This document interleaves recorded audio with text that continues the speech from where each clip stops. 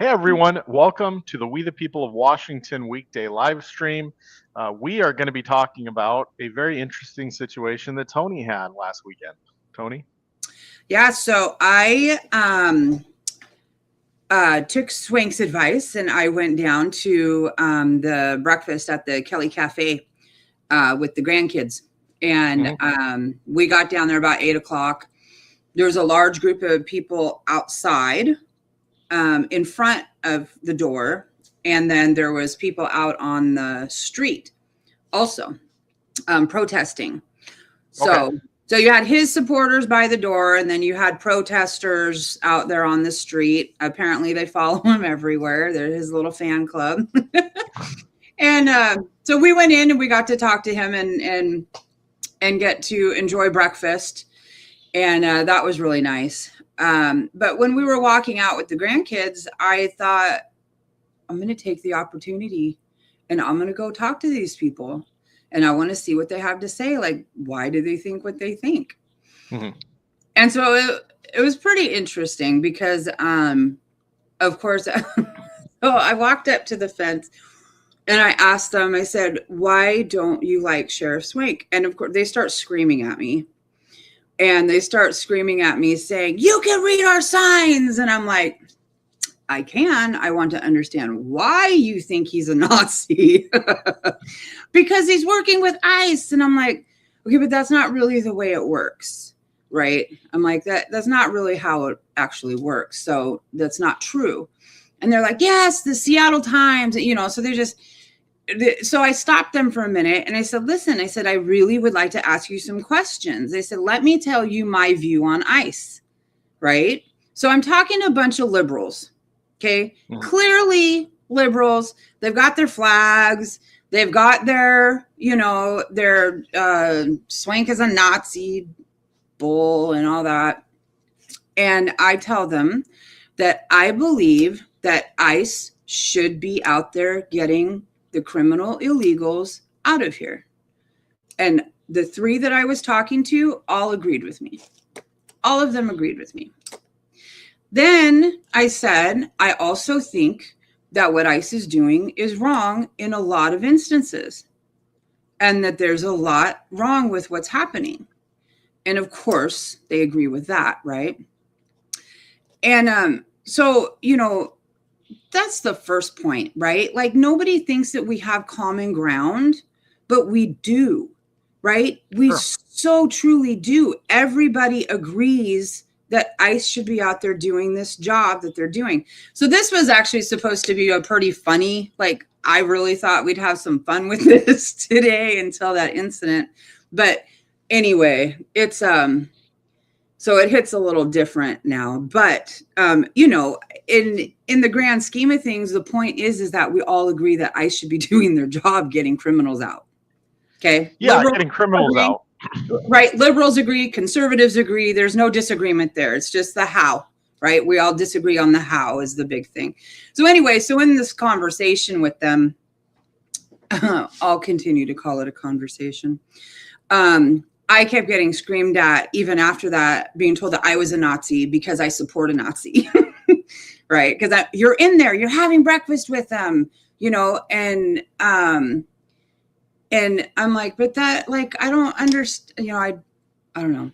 I had a really got to have conversations with people, Yeah. And then I proceeded to also talk to them a little bit about, about the immigration stuff. And like, I don't think it's okay that we're going after, people that are here, like our immigration laws are very confusing, right? You're not allowed to come here, but if you're going to come here, here's your 9-digit number. Right. And I called it their social security number and they're like, oh, no. And I'm like, oh, gosh, no, you're right. I'm sorry. It's not a social security number. It's just their 9-digit code to file their taxes. Right. And, because. Wait. Go back. They don't call it a social security number. They don't like to. What? No, it is not. It is not a legal social security number that they get. That is not what they get. They get a tax ID number or something. They get like a tax ID number essentially, right? But they all end up using it as a social because it's a 9-digit number. Nobody knows the difference, right? Yep. So they end up using, or 8-digit. Oh my gosh. something like that. Yeah, 10 whatever. digits. Anyway, so when they so here we are, we're telling Yeah, them, it's 9. It's a 9-digit number. is it 9? Yeah, okay. Yep. So we tell them you can't come here. It's illegal. But if you're going to come here, we're and you're going to work anyway, which it's illegal to hire you. But since you're going to do it anyway, we're going to collect taxes from you.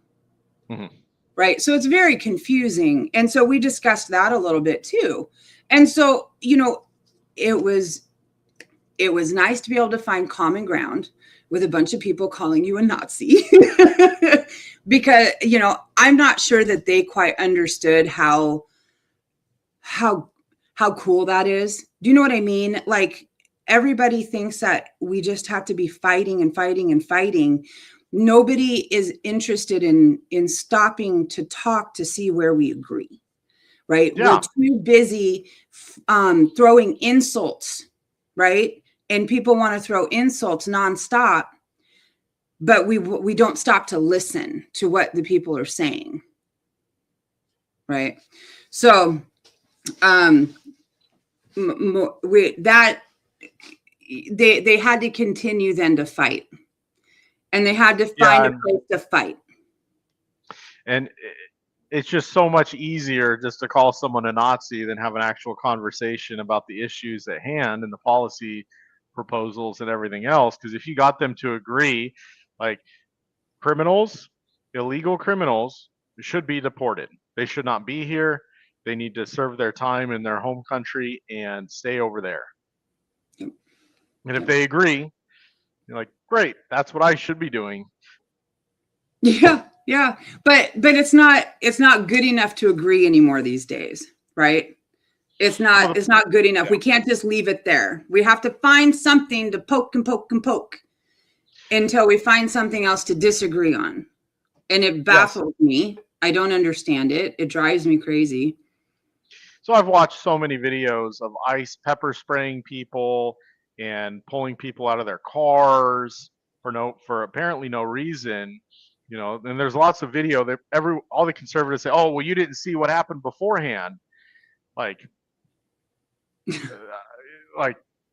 there's no way that person did something to an ICE officer to justify getting ripped out of their vehicle and beat on the ground and stomped on and kneed. And, like, there's no way that lady caused any bodily harm. Like, I was watching multiple videos, and one of them, an ICE agent, like, this lady's walking in the snow on the side, and he pulls his pepper spray out and just sprays her in the face.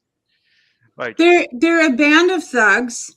It is confirmed. It's not pretend that these are Proud Boys that are being hired. That those are facts. And the Proud Boys are the ones who are out there. And this is what also cracks me up, is like, they're the ones that were out there with their guns at rallies, right? Like, having entire rallies carrying grenades and whatever, right? And that's okay. I don't know. I don't get it. Anyway, back to the protesters. I decided not to go in the evening. I was going to go down to the church in the evening as well and do the same thing over again. And I didn't feel like it was probably a safe situation to go to. But, so they had to keep finding places to argue. And so we had that agreement. And so I was feeling good. So I was like, all right, what's your other problem? Like, okay, like, let's, because they still wanted to argue that Swank was a Nazi and that I'm still a Nazi because I support him and all this bullshit. But even though we just agreed on almost everything. What does that word even mean? Like, Nazi is a National Socialist, right? So they've, basically Hitler took people's guns, took freedom of speech, gassed, rounded up all the Jews. Like, is Swing talking about rounding up all the Jews? And actually, on our interview with him, he said he isn't working with ICE. It's completely separate from his duties. It's like, I did ask him. I told him, I said, hey, if you ever want to come on, especially with all the ice stuff happening, like we'd love to have you on to talk about, not to talk even about his views, just to talk about how it works. Do you know what I mean? I Yeah. would love to have somebody on in that position who will talk about what their duty is under those circumstances. I Yeah. think that would be a great one. Yeah. So anyway, then it moved on to, of course, he's anti. I don't know the proper terms. You have to forgive me because I'll probably offend someone. But Anti like what? anti-trans or whatever. I don't know what the right word is for that. I don't think so. This is a thing with the whole anti-trans. Like, just because you say, a man is a man and a woman is a woman, and a man cannot give birth to a child, and people need to, like, that's not anti-trans, right? I This is don't the thing. think so. Yeah, I if also someone don't think wants to be, anti-trans to say that children should wait to have, until they're adults, and I mean 20s, right? Before they're making those finalized decisions about their bodies, right? That's a big deal. And you're anti-trans for saying that for medical purposes that you don't agree with it. I fully support anybody who wants to do that. Okay, look, I don't, whatever. yeah, I've got like 10 tattoos, right? And I regret 2 of them. Like, I wish I could go back into my early 20s and be like, don't do that one. Don't do those. Right. Right. Don't Yeah. don't do those. Right. We But do then, things when we're young and we regret them sure, yeah. because we're not You smart know, enough to make those fucking decisions. so what I think is that in government education, they're not teaching personal development. They're not teaching self-confidence. They're not teaching how to love yourself, how you are, regardless of what anyone else says. Like, our I whole think, society is built on likes, is built on how many friends you have. It's built on popularity, and right. that's not correct. You know Well, what and I I mean? don't think That's it's the the right way to look school at it. system. I just think it's the internet, right? Somebody called trans, and obviously this has been said many times that it's a mental disorder, right? Sure. I actually don't agree because it is no more a well, I guess it's not that I don't agree. It's more that it is no more a mental disorder than a child at 10 years old who thinks that they cannot take a picture without a filter, right? I am not pretty enough. It's all the image, right? It's what image did you want to portray? And Mhm. so there's just as many kids out there, and we're not calling that a mental illness, right? That will not take a picture without a filter, I or think that's a mental illness. I, I I think it's terrible. I think we need an EMP, is what I really think. Just get rid of all Just technology. get rid of all Yeah. of it. Let's just start over. So, like, I would, in my childhood, all the way through to my early 20s, I remember when I turned 21, my cousin gave me an audio course from Jack Canfield called The Success Principles. And then I bought another one of his courses called Maximum Confidence. When that course, like, he teaches you how to have confidence in yourself and then use that to build a successful life.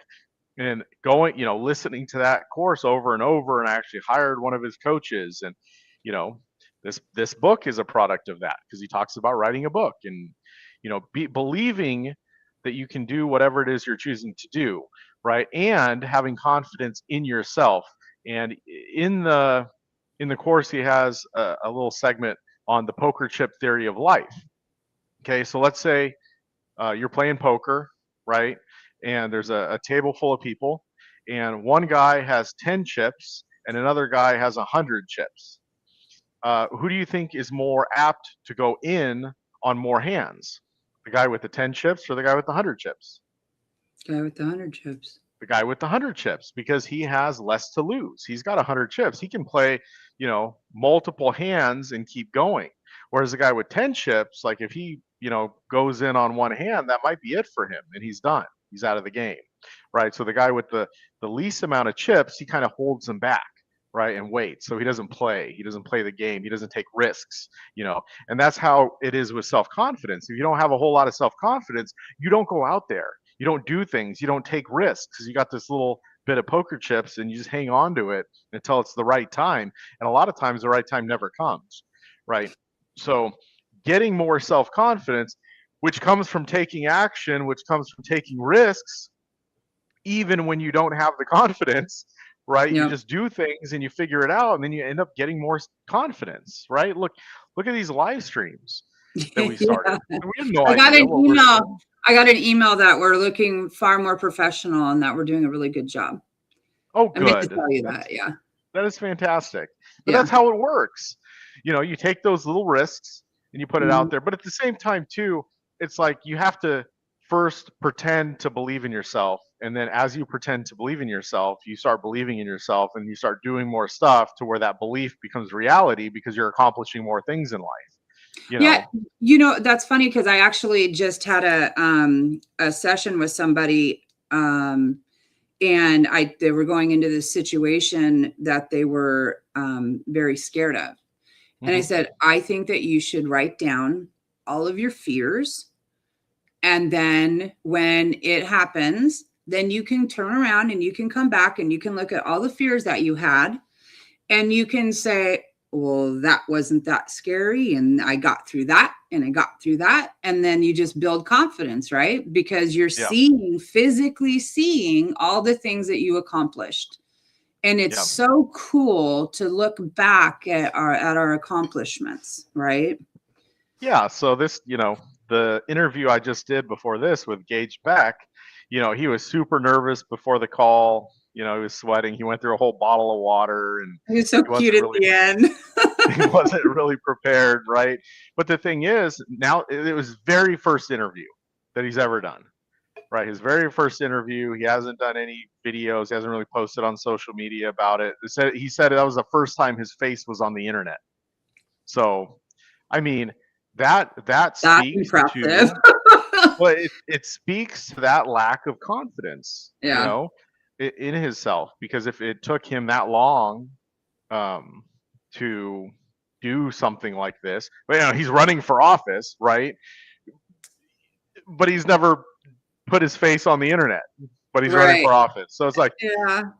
it's It's a it's weird catch-22. because his subconscious knows he needs to do it, like, or something tells him that he needs to do it, and he did it. And a year from now, after the election, his confidence level, his skill level, his experience is going to be so much higher, and he's going to be in a much better place as far as emotions go, as far as experience goes. And we're doing the candidate meet and greet in Vegas on Saturday, and he has a 2-minute slot. I told him, I was like, get your 2-minute speech ready, practice it in the mirror, do those things, because Yeah. he's going to be talking in public. And it's like, he's going to be nervous as shit. I already know, Yeah. right? And I remember the first time I spoke in public, and I was sweating, like sweating, drenched, coming out. I kept wiping my forehead, like shaking, literally shaking while I was talking. I was gonna say that's what I do. I shake. But after it was done, it was like, holy crap. And then, that was at a training that I did for the Libertarian Party, and I did like 7 more that year. And by the time I was 7 total. By the time I was done with the 7, like, I was on it. I was good. I was good to go. And then I started flying to other states, doing trainings at their states. Yeah. So Yeah. No, it is. Just I forgot where I was going to take that. So this is a good thing to think about. When I first became chair in Washington State, I put on 7 seminars. We created a regional structure for Washington State. There were 7 different regions around the state, right? And I put on 7 seminars, 1 in each region around the state, kind of like what Larry Sharp does with his county tour, but this is only, region. So there's multiple counties in a region. And that was how I recruited all the candidates. That was how I recruited the support staff. Everyone came from a lot of that, putting it out there, emailing, our entire membership list. This is what's going on. We're doing these events, so that definitely is something that we should look at once I'm not Yeah. so busy. Yeah, same, right? Like we've got this month is it's funny because I remember saying at the beginning of the month that, these this month goes so slow. And now Oh my Thursday, gosh. I just sent out our newsletter that should have been out at least Yes. 2 weeks ago. And Thursday is going to be our Zoom for our monthly meeting. Yep. And I'm just getting that out. So that is in people's boxes. Yeah, it looks great. You're doing a yeah. wonderful job. So Yeah, it's a lot of work. There's a lot to keep up on, especially when you try to, stay out of watching, I don't watch a lot of news and stuff. So it's crazy. People usually send me things and email me different issues. So yeah, so I've been thinking a lot about what we have going on, and I really think it's going to have to be the live events that it's going to build this thing, because people are so uh, desensitized to social media, and they don't like politics and political parties. We had someone that donated what $150, but she doesn't want to be a member because she doesn't know how the party's going to run yet, or something like that. Like she doesn't yeah, trust parties. well, she doesn't trust parties, which Yeah, I and that's fine. I 100% I agree. understand, Yeah, right? And so she wants to support us. She does believe, I know her from doing Kennedy stuff, and she watches every one of these. She sends me messages and we discuss it.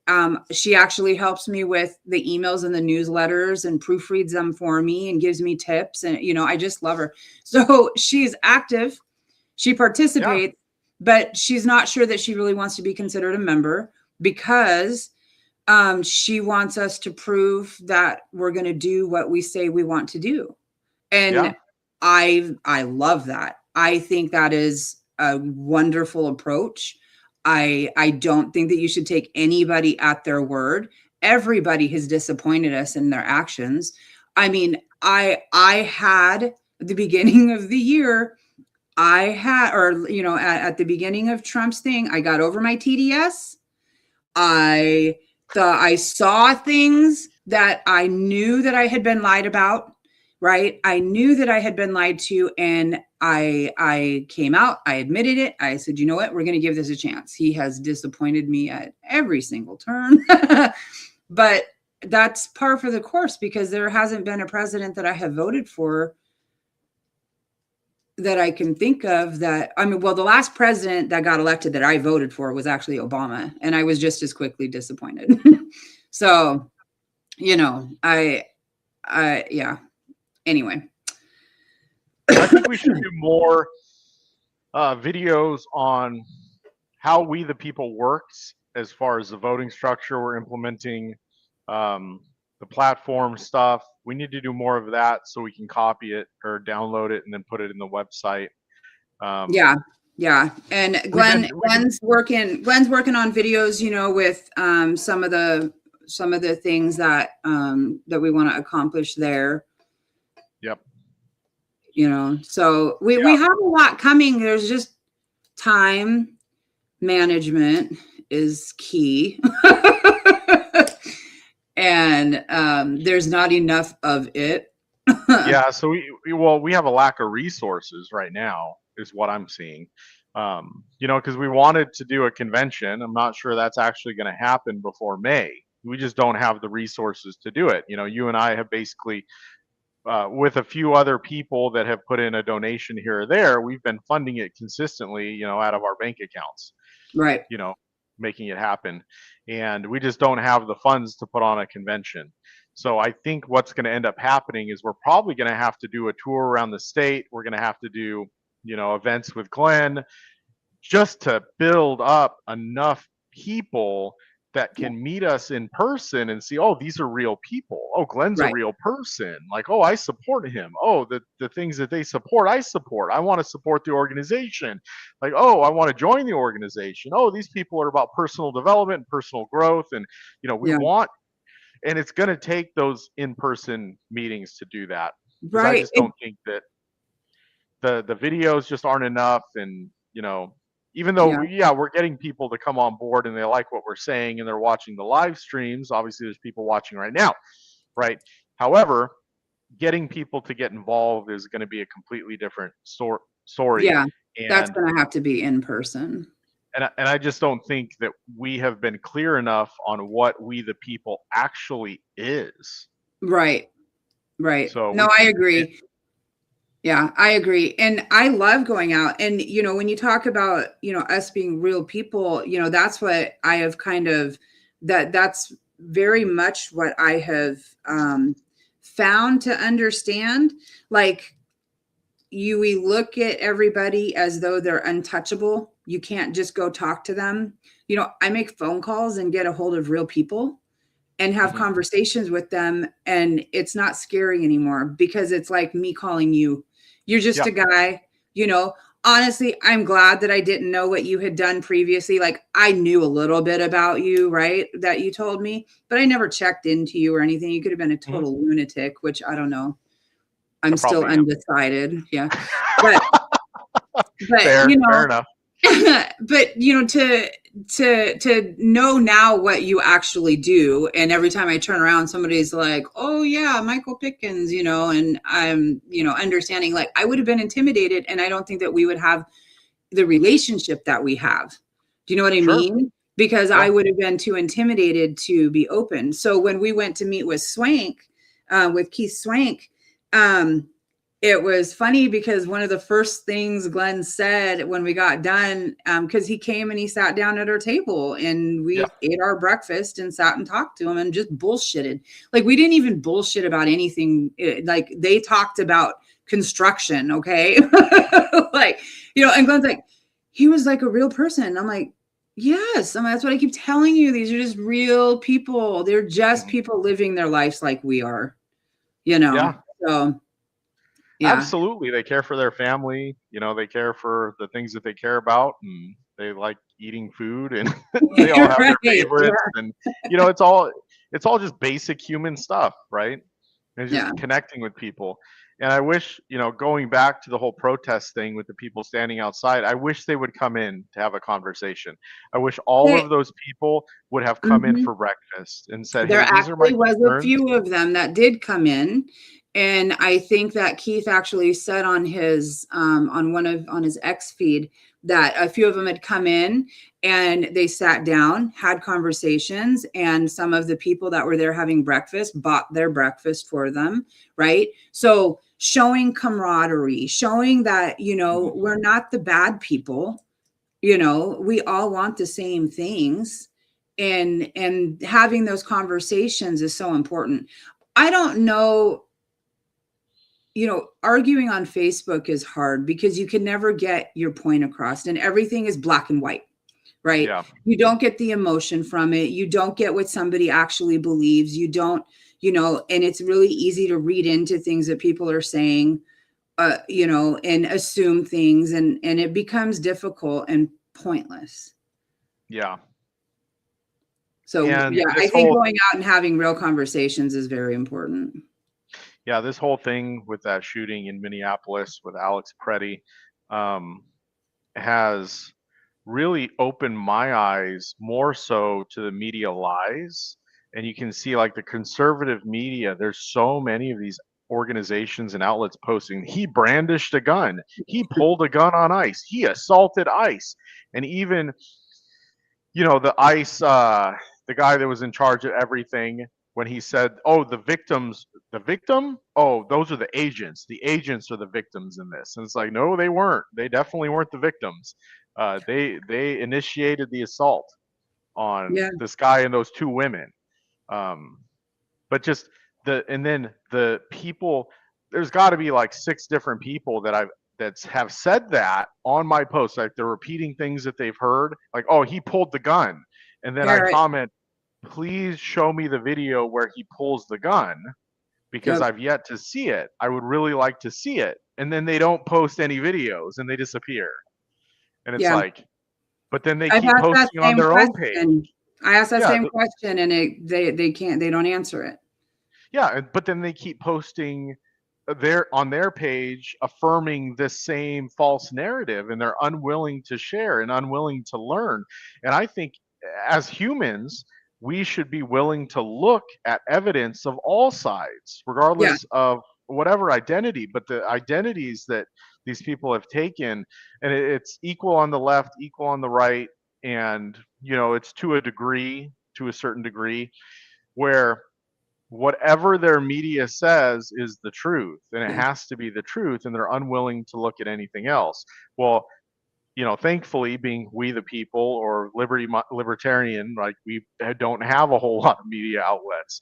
And the funny thing is the ones we do have on Facebook, it's like they'll support Democrat protesters, they'll support Republican protesters. It doesn't matter. Yeah. You know what I mean? Like, yeah. And it's confusing. It's it very is to a confusing lot to of people people, yes. because Yeah. they don't understand that you're standing up for the same values, right? Like Yeah, my values have not changed. I have been against every war that I have had the opportunity to and the understanding to be able to voice my opinion on for as long as I can remember. That Yeah. value has not changed. There's not a war that I have supported. There's not, I don't, the things that I haven't supported, I haven't ever supported. Yeah. And it didn't change, it was just as bad when it happened over here, right? I support the Proud Boys going out with their guns and grenades just as much as this guy who clearly wasn't brandishing a gun and showing off his gun, right? And then they're calling him a domestic terrorist with a military style armed domestic terrorist had optics and 30, who cares? Because nobody even knew he had the goddamn gun. Yeah. Do you know what I mean? No, they didn't know he had the gun until he was on all fours. Getting the And shit kicked out of shit him. kicked out of him. Yeah. Getting pistol whipped in the head 3 times. Like, yeah. I mean, like, you never even, I don't know. I have a really hard time with this one. This is the line in the sand, I think, for me. I want nothing more right now than to go out to an ICE protest and go film that shit. please don't do it. That's all I want to do. I want to go out there and do my First Amendment rights and stand out there and record this shit, because that's what we should be able to do. Absolutely, yeah, and you should be able to open carry your firearm at the same time and not get assaulted. Yeah, if I had a gun, I would. I don't even own a gun, and I support this shit. You know what I mean? Like, I am disappointed in you. Although I will say, of course, because I don't own a gun, I'm probably a complete moron and know nothing. So we'll just throw that out there, because I'm sure that's true also. Yeah, you should get a gun just in case. Yeah, no, I agree with you. It's a discussion for another time. Sure. So we're 3 minutes over. This was a good conversation to have. So. Yeah. So I hope everybody has a good night. Stay real, man.